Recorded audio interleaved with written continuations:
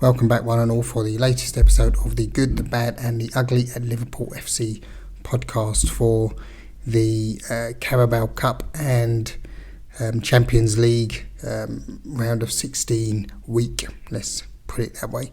Thanks for stopping by. As always, if you like the content, please remember to like, subscribe, press the notification button so you know when the next episode is coming out, and also leave us a comment. Let me know what you think. There's a lot to discuss today, and also share, tell your friends and fam, and let's continue to grow the community. So let's start off with the good. And what is their good this week, I hear you ask? I've got the league table here to remind us all that Liverpool are first after 29 games, a healthy lead of 12 points over Arsenal, who are on 58. And let's not forget that. Looking back to the beginning of the season, with the best of our crystal balls, none of us would have seen that Liverpool would have been top of the league and also in a final as well, and finish where they did in the Champions League. So, all things considered, and we'll come on to another couple of things to consider very shortly. I think we've done all right, and we can't be too downhearted. My only hope is that this healthy 42 goal difference, as we can see on the BBC,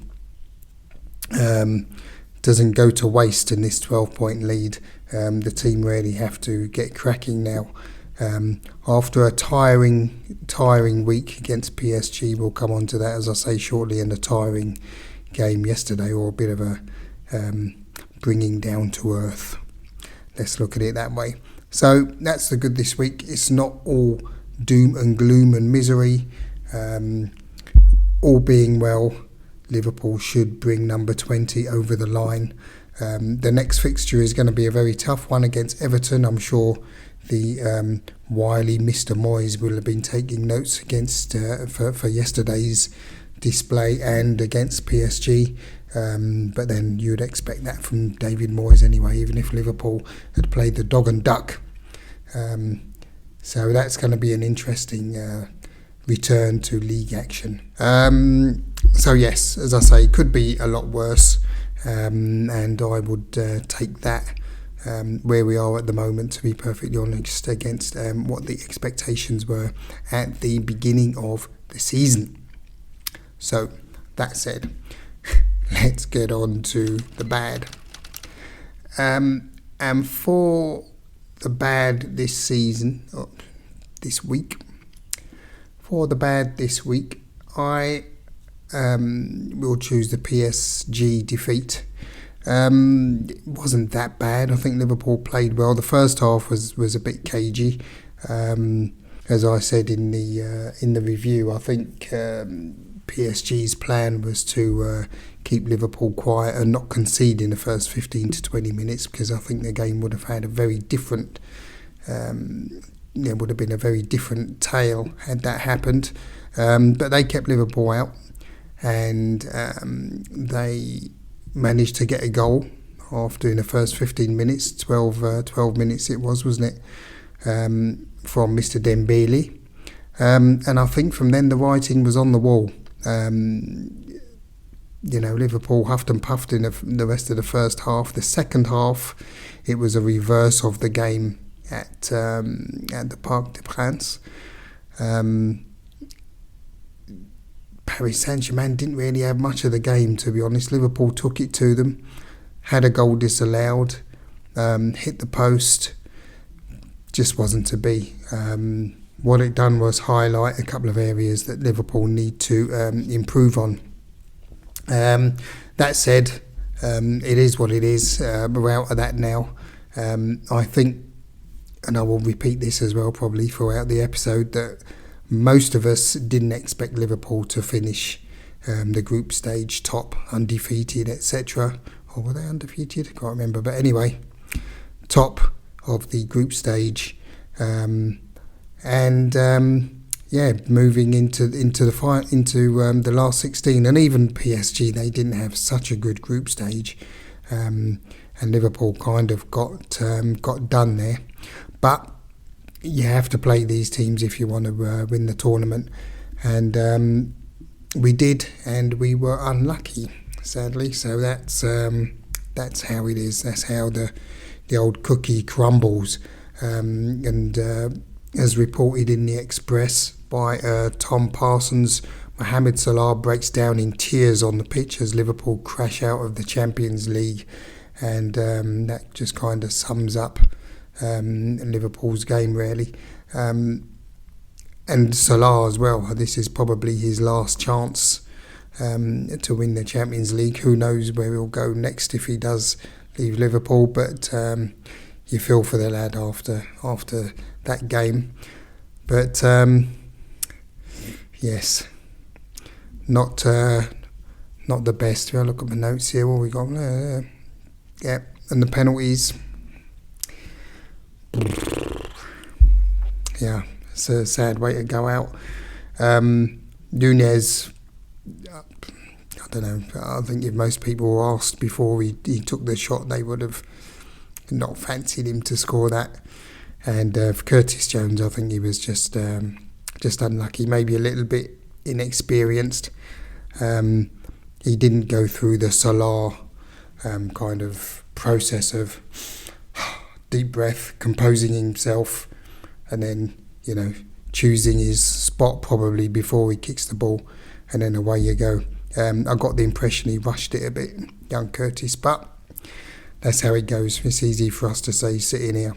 But yeah, that's the way the cookie crumbles, and that moves us swiftly and sadly onto the ugly. And for the ugly this week is going to be Liverpool's defeat in the Carabao Cup final to Newcastle United. It's a bittersweet one, this. Newcastle deserved it. Even Arne Slot said as well, Liverpool didn't do well enough. I think also you have to, as Arne Slot did, acknowledge that Newcastle played a very good game. You can see they targeted a couple of players, namely McAllister, one of them, Gravenberch, the other, and they just played better than Liverpool. Their tactics were better. Liverpool weren't able to get into them, or at least to press them as they usually do, because I wouldn't say it was a long ball game.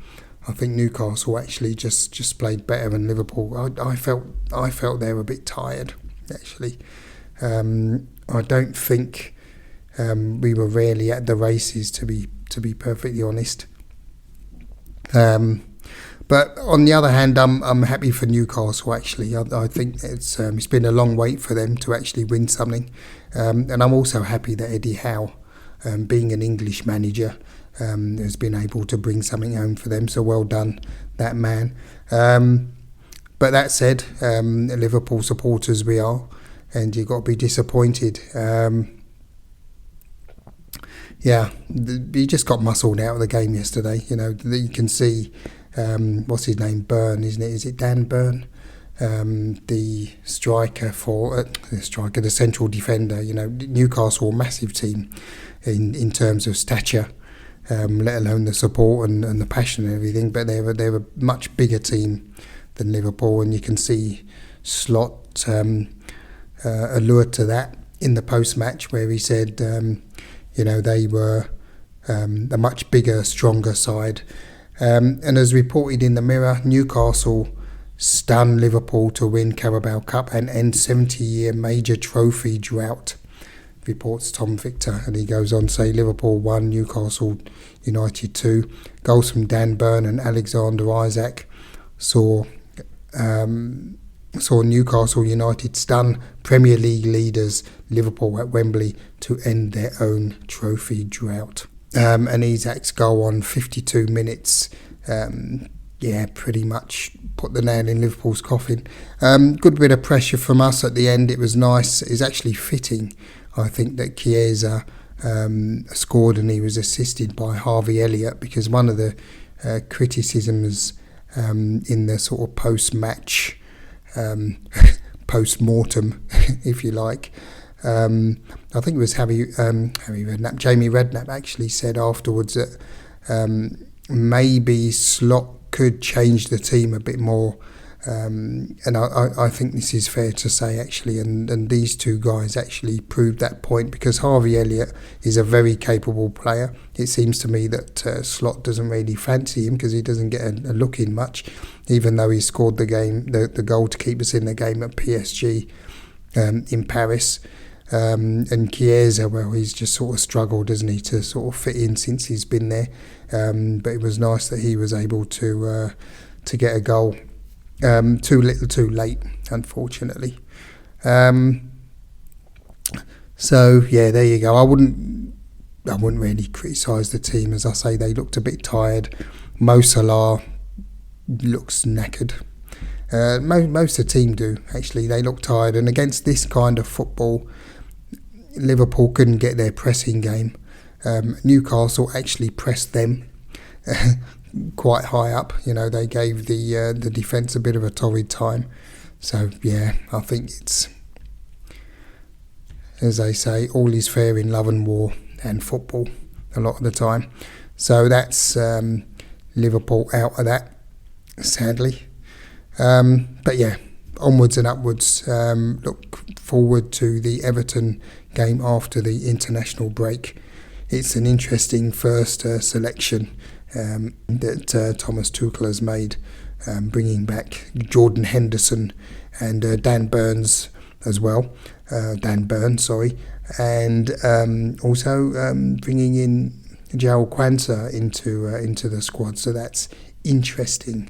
Let's see how they get on over the coming week. And with that, we move on to the part of the show where we look at the exploits of the Fantasy Premier League world-renowned FC Akihan Saltfish. 43 points on the board. Pretty dismal, to be honest. 43 points on the board, not great at all. I played the free hit this week, of course, considering Liverpool is pretty much the spine of the team. And Isaac as well was not playing because of the cup final, of course. Not great reading. Strand Larsen, who seems pretty decent actually for Wolves. He's a good player. This one, he got me 13 points. Milankovic, Forest, he got 11. So that wasn't so bad in their wins over Southampton and Ipswich Town respectively. So I'm fairly happy with that. Otherwise, not much to write home about. Gabriel got 5. He was man of the match in Arsenal's game. They won, 1-0, I think it was yesterday, over Chelsea. So that was a nice couple of points there. Otherwise, nothing to write home about. So we move on from that. Onto the league situation on the Düsseldorf Super League. You can see that I'm still top on 1,968 points. 100 points exactly over They Think It's All Over, who got 60 points last week. So it's not all over yet. But still top there. And as I've said each week, like Liverpool, got it to chuck away this season. And on to the League of Kings, a healthy lead of 1,877 points. A healthy lead of 155. Very impressive there. Over Land and Sea, Mr. Chris Gale, who only seemed to get 14 points this week. Is that right? Yeah, abysmal. So he hasn't updated his team at all from what I can see, given the blank week, as it's called.